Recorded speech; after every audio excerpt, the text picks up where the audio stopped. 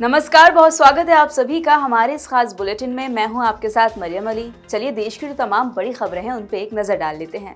किसानों के लिए आज बड़ी खुशखबरी है, क्योंकि प्रधानमंत्री नरेंद्र मोदी आज तमिलनाडु के कोयम्बटूर जाने वाले हैं, जहां वो कृषि शिखर सम्मेलन को संबोधित करेंगे, उसका उद्घाटन करेंगे और साथ ही पीएम किसान योजना की जो 21वीं किस्त थी उसको आज जारी कर देंगे। पीएम मोदी देश भर के करीब 9 करोड़ किसानों को सहायता प्रदान करने के लिए पीएम किसान योजना की 18,000 करोड़ रुपए से ज्यादा की राशि की 21वीं किस्त जारी करने वाले हैं। बता दें कि दक्षिण भारत प्राकृतिक कृषि शिखर सम्मेलन तमिलनाडु प्राकृतिक कृषि हितधारक मंच की ओर से आज यानी 19 से 21 नवंबर 2025 तक आयोजित किया जा रहा है। इस शिखर सम्मेलन का उद्देश्य टिकाऊ, पर्यावरण अनुकूल और रसायन मुक्त कृषि पद्धतियों को बढ़ावा देना, साथ ही भारत में कृषि के भविष्य के लिए व्यवहारिक, जलवायु अनुकूल और आर्थिक रूप से टिकाऊ मॉडल के रूप में प्राकृतिक और पुनः विकास योग्य कृषि की ओर परिवर्तन को गति प्रदान करना है। ये शिखर सम्मेलन किसान और उत्पादक संगठनों, साथ ही ग्रामीण उद्यमियों के लिए बाजार संपर्क का निर्माण करने पर भी केंद्रित होगा। इसी सम्मेलन में पीएम मोदी पीएम किसान की 21वीं किस्त जारी करने वाले हैं, जिसके बाद किसानों को बड़ी राहत मिलेगी। वहीं नीतीश कुमार के लिए 10वीं बार मुख्यमंत्री की शपथ लेने का जो रास्ता है वो लगभग साफ ही हो गया है। अब ऐसे में आपको बता दें कि आज पहले जदयू का विधायक दल का जो नेता है वो चुना जाएगा। उसके बाद इस बात पर चर्चा होगी कि आखिर बिहार का सीएम कौन बनेगा। इसी बीच आपको बता दें कि बीते दिन जदयू के कार्यकारी अध्यक्ष संजय झा और केंद्रीय मंत्री राजीव रंजन उर्फ ललन सिंह की गृह मंत्री अमित शाह के साथ हुई 3 घंटे की मैराथन बैठक में मंत्रालयों के बंटवारे पर भी सहमति बन गई। विधानसभा अध्यक्ष का पद पहले की तरह भाजपा के पास ही रह सकता है। इस पद के लिए भाजपा के वरिष्ठतम विधायक प्रेम कुमार के नाम भी चर्चा में आए। वहीं बिहार में सत्ता के नए समीकरणों के बीच मुख्यमंत्री नीतीश कुमार ने गांधी मैदान पहुंचकर शपथ ग्रहण समारोह की तैयारियों का जायजा भी लिया। 20 नवंबर को प्रस्तावित इस समारोह को राजनीतिक रूप से बेहद अहम माना जा रहा है, क्योंकि अगर नीतीश कुमार सीएम बनते हैं तो 10वीं बार वो सत्ता की कमान संभालेंगे। नई सरकार के गठन और एनडीए की मजबूत रणनीतिक स्थिति के बीच इस समारोह को भव्य बनाने की तैयारियां चल रही हैं।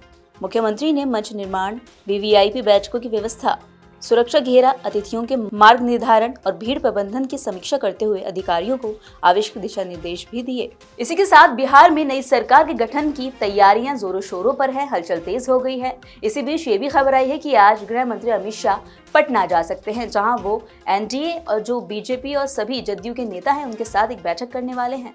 माना जा रहा है कि इसी बैठक में बीजेपी कोटे से शामिल होने वाले मंत्रियों के नाम लगभग फाइनल कर दिए जाएंगे। जानकारी के मुताबिक बीजेपी के प्रचंड बहुमत के बाद इस बार मंत्रिमंडल में चेहरों को चुने जाने की प्रक्रिया गृह मंत्री अमित शाह खुद मॉनिटर कर रहे हैं। बीजेपी नेतृत्व इस बार मंत्रिमंडल में नए प्रयोग करने के मूड में है। पार्टी के अंदर चर्चा है कि कई अनुभवी नेताओं को फिर से जगह मिल सकती है। ऐसे चेहरे शामिल हो सकते हैं जिनमें सामाजिक समीकरण संतुलित हो और भाजपा की आने वाले वर्षों की राजनीतिक रणनीति स्पष्ट झलके। इसलिए अमित शाह की बैठक को बेहद अहम माना जा रहा है। ये बैठक न सिर्फ मंत्रियों के चयन पर मोहर लगाएगी, बल्कि नई सरकार की दिशा और प्राथमिकताओं को भी स्पष्ट कर देगी। उधर दिल्ली एनसीआर की हवा लगातार जहरीली बनी हुई है। आज भी जो एक्यूआई है वो बेहद गंभीर श्रेणी में रहा। आपको बता दें कि दिल्ली एनसीआर के कई ऐसे इलाके हैं जहां एक्यूआई 400 के पार पहुंच गया है। ये हालात बच्चों से लेकर बुजुर्ग सभी पर बेहद खराब असर डाल रहे हैं। विशेषज्ञों का कहना है कि अगर हालात ऐसे ही बने रहे तो आने वाले दिनों में अस्पतालों में सांस और हार्ट की जो बीमारियों वाले मरीज हैं उनकी संख्या बढ़ जाएगी। बीते दिन की बात करें तो दिल्ली में तापमान करीब 23.1 डिग्री सेल्सियस रहा और हवा में काफी ज्यादा प्रदूषण देखा गया। आज के जारी आंकड़ों के मुताबिक राजधानी का एक्यूआई करीब 340 दर्ज हुआ, जो बेहद हानिकारक श्रेणी में आता है। मौसम की बात की जाए तो उत्तर भारत में लगातार तापमान तेजी से गिर रहा है, जिस वजह से ठंड बढ़ रही है। पहाड़ों पे भी बर्फबारी देखने को मिली। ऐसे में मैदानी इलाकों में सर्दी का असर ज्यादा बढ़ गया है। आने वाले दिनों में मौसम कैसा रहेगा, जान लेते हैं। मौसम विभाग के मुताबिक 20 से 24 नवंबर तक अधिकतम तापमान 24 से 28 डिग्री रह सकता है। वहीं अगर बीते दिन की बात करें तो अधिकतम तापमान 26.4 डिग्री रहा, जो सामान्य से 1.4 डिग्री कम है।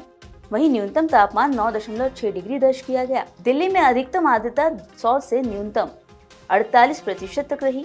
आयनगर सबसे ज्यादा ठंडा दर्ज किया गया, जहां न्यूनतम पारा 9.3 डिग्री रहा। आईएमडी के मुताबिक आज सुबह धुंध रही और कोहरे की भी संभावना थी और अधिकतम तापमान इस दौरान 26 रह सकता है। न्यूनतम तापमान 10 डिग्री सेल्सियस तक आ जाएगा। वहीं दिल्ली में शीतलहर जैसी स्थिति भी बनी हुई है। ऐसे में आईएमडी ने बारिश का अलर्ट भी जारी कर दिया। तो ये थी वो तमाम जरूरी खबरें जो हमने आपको दिखाई। आपको हम इन खबरों का अपडेट भी लगातार देते रहेंगे, लेकिन उसके लिए आपको जुड़े रहना होगा नवोदय टाइम्स पंजाब केसरी के साथ।